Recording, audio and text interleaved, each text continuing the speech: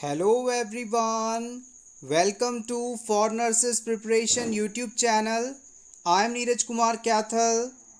Today is 22 April 2022 and today's important MCQs for upcoming nursing recruitment exams are: first question, which of the following instructions should be included in the nurses teaching regarding oral contraceptives?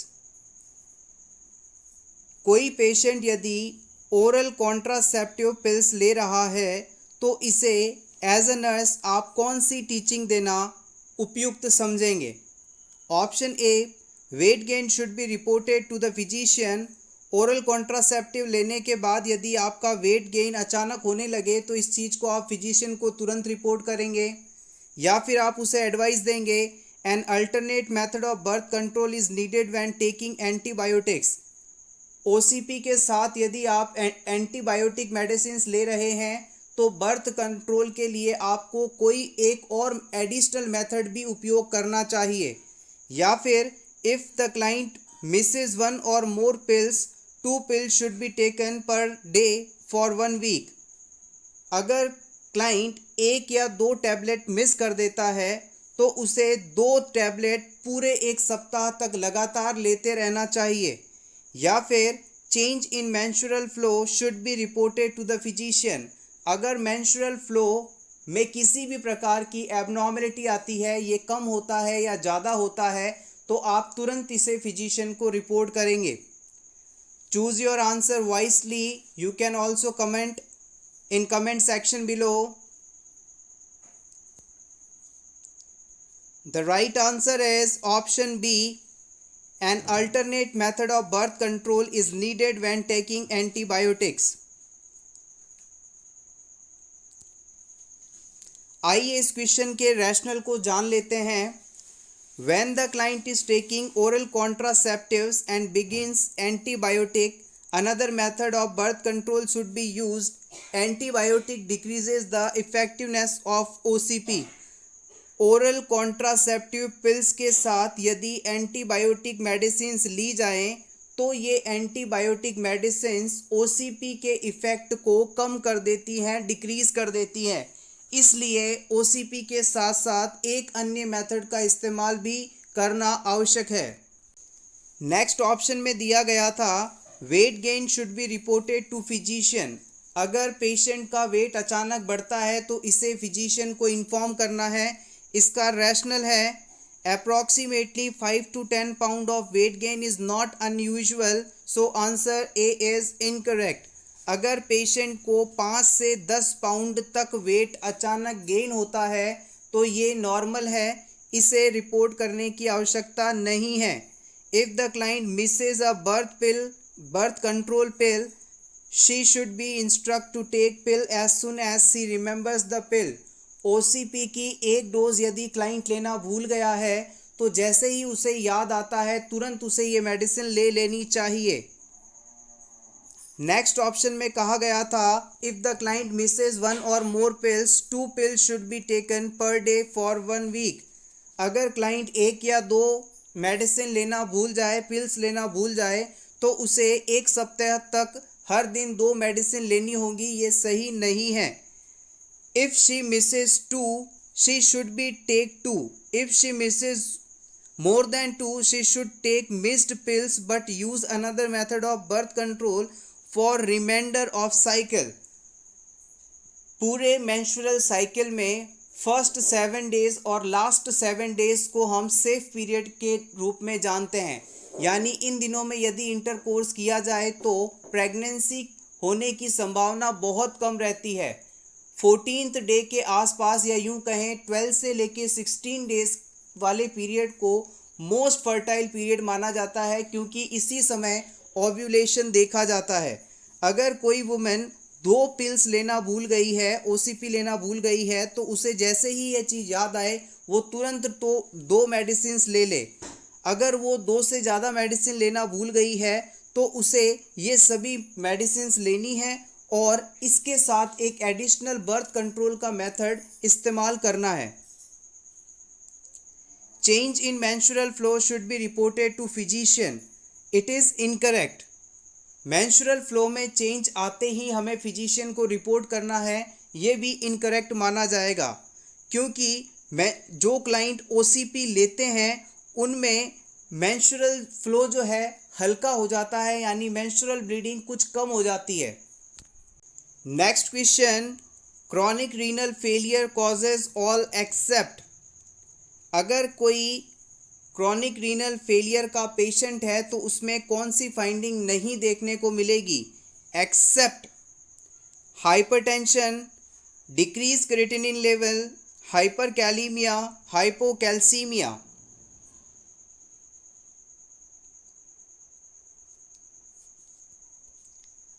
The right answer is option B, it is decreased creatinine level। हमेशा याद रखिएगा, chronic kidney disease होने पर पेशेंट में hypertension, hyperkalemia, hypocalcemia, hyperphosphatemia, hyponatremia आदि देखने को मिलते हैं। इसके साथ साथ सीरम क्रिएटिनिन का लेवल और ब्लड यूरिया नाइट्रोजन का लेवल भी बढ़ा हुआ मिलता है। Next question, a patient with spinal cord injury reports a pounding headache. He is flushed and extremely anxious. His blood pressure is 210/120 mm of Hg. Which complication should be suspected? किसी patient को spinal cord में injury हुई, उसके बाद उसे pounding headache हो रहा है, लगातार सिरदर्द हो रहा है, उसके चेहरा बिल्कुल फ्लस्ड है यानी लाल हो चुका है और बहुत ही ज़्यादा वो एंजियस लग रहा है, चिंता में लग रहा है। इस पेशेंट का ब्लड प्रेशर चेक करने पर 210/120 mm of Hg मिलता है। तो इन सभी फाइंडिंग के बिहाफ पर आपको बताना है कि पेशेंट में कौन सा कॉम्प्लिकेशन डेवलप हो चुका है।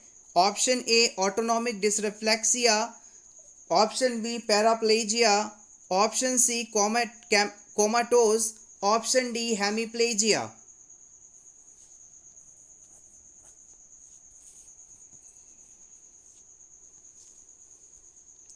The right answer is option A. इन सभी फाइंडिंग को हम ऑटोनॉमिक डिसरिफ्लेक्सिया के नाम से जानते हैं। Autonomic dysreflexia is occur due to injury about T6 level in which severe hypertensive crisis will be occurred. अगर किसी पेशेंट में स्पाइनल कॉर्ड के T6 लेवल के ऊपर यदि इंजरी हो जाए तो उसमें हाइपरटेंसिव क्राइसिस देखने को मिलती है। हाइपरटेंसिव क्राइसिस का मतलब है बीपी का बहुत ज़्यादा बढ़ जाना, जिसके कारण मल्टीपल ऑर्गन डैमेज होने की संभावना रहती है और इस सिचुएशन में पेशेंट को तुरंत ही मेडिकल हेल्प की आवश्यकता होती है। पैराप्लेजिया का मतलब होता है लोअर बॉडी में, लोअर एक्सट्रीमिटीज़ में पैरालिसिस होना। हेमीप्लेजिया का मतलब है हाफ बॉडी में पैरालिसिस होना। This is the hemiplegia. Next question, confirmatory test for pneumonia. Pneumonia के लिए कन्फर्मेटरी टेस्ट क्या होता है? Important question.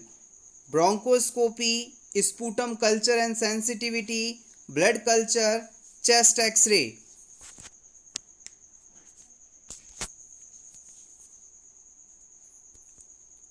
The right answer is option D, it is chest X-ray. Pneumonia को आइडेंटिफाई करने के लिए हम कन्फर्मेटरी टेस्ट के रूप में चेस्ट एक्सरे करवाते हैं। Pneumonia is an infection that affect one or both lungs. It causes the air sacs or alveoli of the lungs to fill up with fluid or pus. Bacteria, virus and fungi may cause pneumonia. Pneumonia disease को आप wait lungs के नाम से भी जानते हैं। इस disease में पर्सन के लंग्स मुख्य रूप से प्रभावित होते हैं। निमोनिया डिजीज़ बैक्टीरिया, वायरस या फंगाई द्वारा हो सकता है। ये कॉजेटिव ऑर्गेनिज्म पर्सन के लंग्स में जाकर अपने संख्या को बढ़ाते हैं और फिर टॉक्सिन्स का प्रोडक्शन करते हैं, पस का फॉर्मेशन करते हैं, जिनसे जो लंग्स हैं वो काफ़ी वेट हो जाते हैं, डैमेज हो जाते हैं और पर्सन चाहकर भी प्रॉपरली सांस नहीं ले पाता, गैसियस एक्सचेंज नहीं कर पाता। Next question, a hypothermic neonate is admitted in NICU, the attending nurse is asked to record the core temperature by attending doctor while he is busy resuscitating to another child. Which area would be most accurate of the core temperature? Simply आपको इतनी बड़ी language देकर ये पूछा गया है कि अगर किसी नियोनेट में यानी ऐसा बच्चा जिसकी उम्र 0 से 28 दिन की है, इसमें यदि आपको बॉडी का कोर टेम्परेचर लेने को कहा जाए तो किस एरिया से लेना प्रीफर करेंगे आप? एक्सिलरी एरिया से, फॉरहेड से, ओरल रूट से या टिम्पैनिक मेम्ब्रेन से? बॉडी का कोर टेम्परेचर कहाँ से लिया जाता है ये आपको बताना है। The right answer is option D, it is tympanic membrane. आइए इस पूरे कॉन्सेप्ट को समझ लें, इम्पॉर्टेंट है, प्रीवियस एग्जाम में इसे पूछा भी गया है। कोर टेम्परेचर को कई बार हम शॉर्ट में TC के नाम से डिनोट करते हैं। इसे कोर बॉडी टेम्परेचर भी कहा जाता है। बेसिकली यदि आप सिंपल समझना चाहें कोर बॉडी टेम्परेचर क्या होता है तो आप इसे इस प्रकार से याद रखें कि हमारी बॉडी के जो सेंट्रल ऑर्गन्स हैं जैसे कि लीवर आदि, उनमें कितना टेम्परेचर है, उनका क्या टेम्परेचर है, वही हमारी बॉडी का कोर टेम्परेचर कहलाता है। The human body maintains its core temperature within a narrow range of 36.5 to 38.5 degree centigrade. हमारी बॉडी का जो कोर टेम्परेचर है वो यदि आपसे पूछा जाए तो आप बताएंगे 36.5 से 38.5 degree centigrade. Next question, nursing care in a child with exstrophy of bladder. अगर किसी बच्चे में एक्स्ट्रोपी ऑफ ब्लैडर कंडीशन है तो इसमें इम्पॉर्टेंट नर्सिंग केयर कौन सी दी जाएगी? Option A, dressing with normal saline. Option B, dressing with petroleum jelly. Option C, cover with clean plastic wrap. Option D, catheterize the child.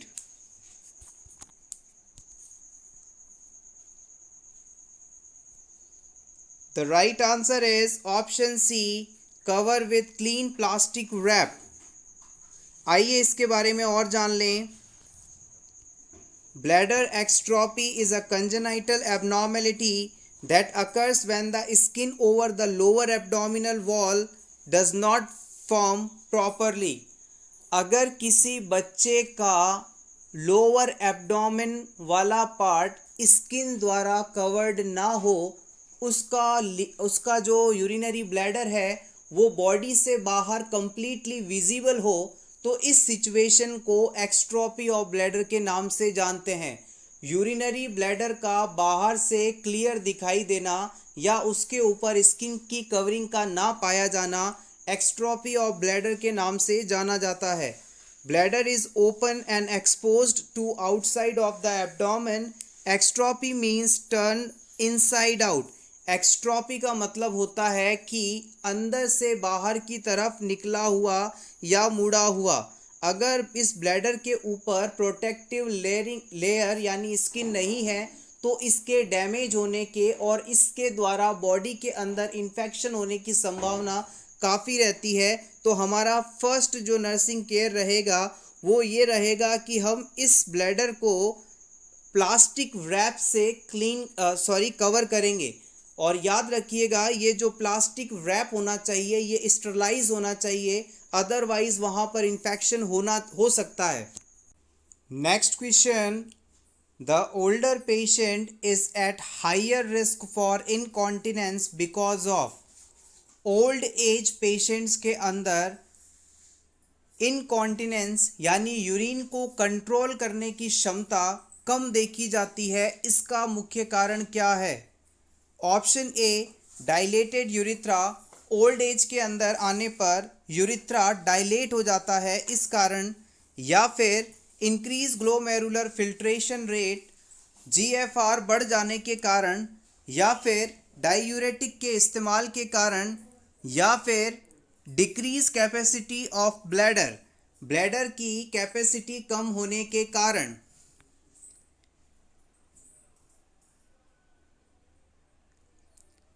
The right answer is option D. It is decreased bladder capacity. Old age होने पर patient के urinary bladder में capacity और contractility दोनों ही कम हो जाती हैं, जिसके कारण उनमें इनकॉन्टिनेंस का रिस्क बढ़ जाता है.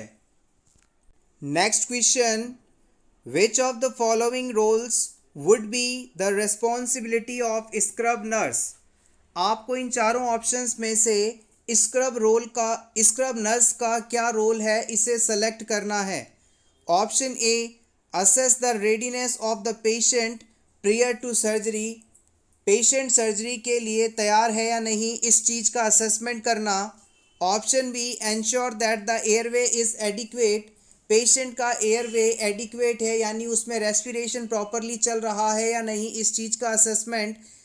Option C, account for the number of sponges, needle, supplies use during the surgical procedure. Surgery के दौरान कितने निडल, स्पंजेस और अन्य आर्टिकल्स उपयोग में लिए गए इन सभी का हिसाब रखना. या फिर option D, evaluate the type of anaesthesia appropriate for the surgical client. किसी पेशेंट को कौन सा एनेस्थीसिया देना है इस चीज़ का निर्धारण करना. स्क्रब नर्स का क्या रोल है इसे आपको सेलेक्ट करना है.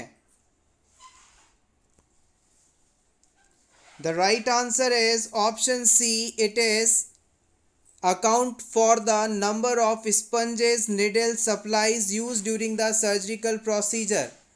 जो स्क्रब नर्स होती है वो सर्जरी को असिस्ट करवाती है और उसका ये रोल होता है कि सर्जरी के दौरान कितने इक्विपमेंट्स, कितने स्पंजेस आदि इस्तेमाल किए गए हैं उन्हें काउंट करना और सर्जरी होने के बाद ये सभी वहाँ मौजूद हैं या नहीं इस चीज़ को चेक करना. ये स्क्रब नर्स का रोल है. Next question, nidation is related to. Nidation शब्द किससे संबंधित है. ओव्यूलेशन, फर्टिलाइजेशन, इम्प्लांटेशन या menstruation.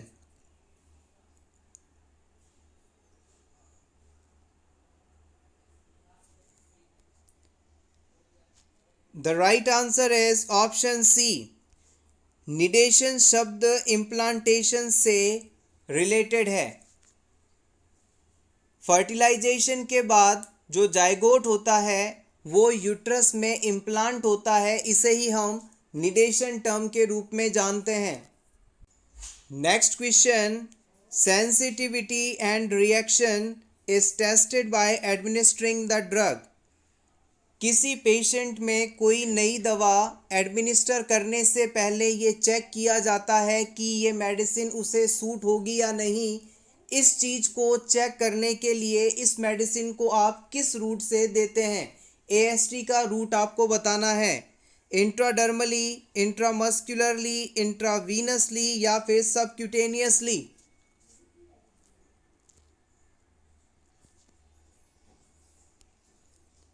The right answer is option A. It is intradermally.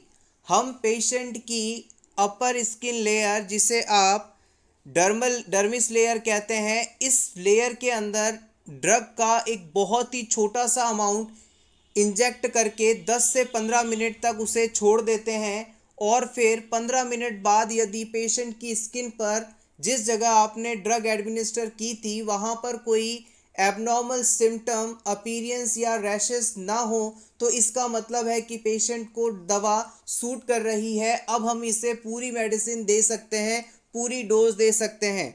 Intradermally जब भी आप मेडिसिन को एडमिनिस्टर करेंगे तो हमेशा स्किन और निडल के बीच में जो एंगल है वो 15 डिग्री का रहना चाहिए. Intramuscular route 90 degree, intravenous 30 degree और सबक्यूटेनियस रूट में 45 डिग्री एंगल से निडल को इंसर्ट किया जाता है. Next question, welcome sign of pregnancy is. Pregnancy का वेलकम साइन किसे कहा जाता है. एंगेजमेंट को, लाइटनिंग को, इंटरनल रोटेशन को या डिसेंट को.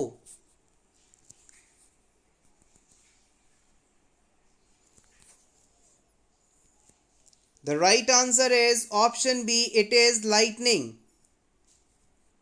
प्रेगनेंसी के दौरान डिलीवरी से लगभग 2 से 4 सप्ताह पहले बेबी ड्रॉप डाउन होता है, नीचे की तरफ शिफ्ट होता है और इसके कारण मदर को रेस्पिरेशन रिलेटेड सिम्टम्स कुछ ठीक होते हैं, उसे हल्का महसूस होता है, लाइट फील होता है। इसे ही हम लाइटनिंग या वेलकम साइन के रूप में जानते हैं।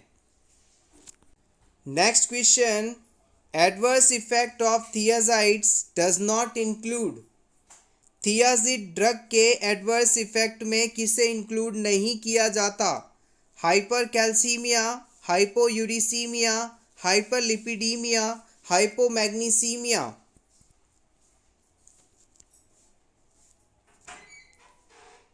The right answer is option B, it is hypouricemia. आइए इसके बारे में और जान लें।